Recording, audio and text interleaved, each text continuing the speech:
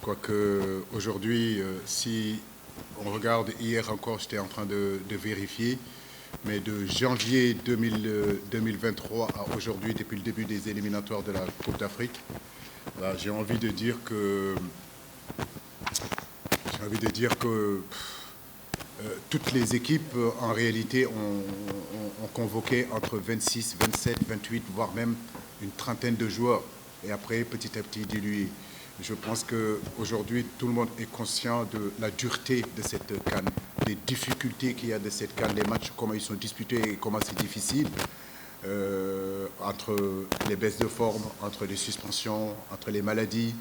Donc oui, je pensais que, en tout cas, la CAF aurait pu, ne serait-ce que laisser le fait qu'on puisse être à 23 ou être à 26 ou être à 27.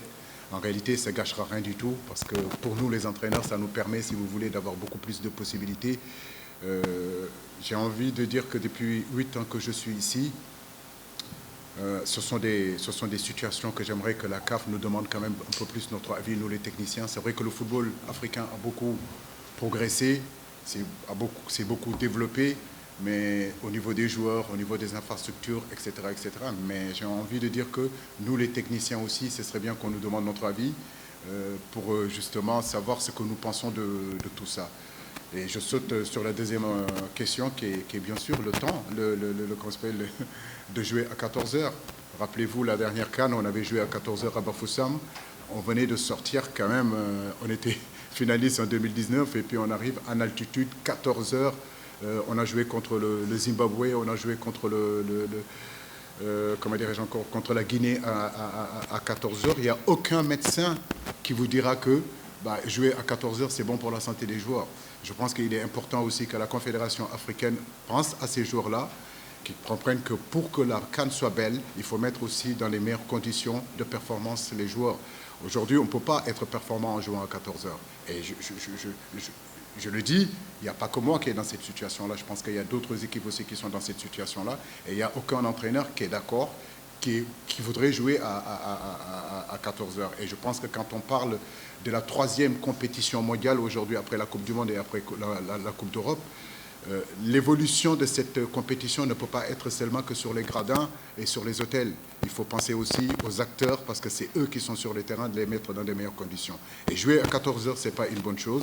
Et bien sûr, au niveau des sélections, de passer en réalité j'ai envie de dire, de 23 à 27 jours, à 26 jours, ne peuvent faire seulement qu'améliorer la performance de ces CAN-là. Je pense que c'est deux questions qui sont importantes et nous attendons une réponse en réalité de la part de notre confédération et de la part de nos dirigeants. D'autant plus, je peux terminer, d'autant plus que dans cette confédération, il y a des légendes. Il y a des joueurs qui ont déjà joué, qui ont une commission. Il y a une commission des légendes de ces joueurs qui y sont. Je pense qu'aujourd'hui, tous ces anciens joueurs-là ont eu à jouer sur le continent africain et connaissent les difficultés de jouer à 14 heures. Est-ce qu'on leur demande leur avis?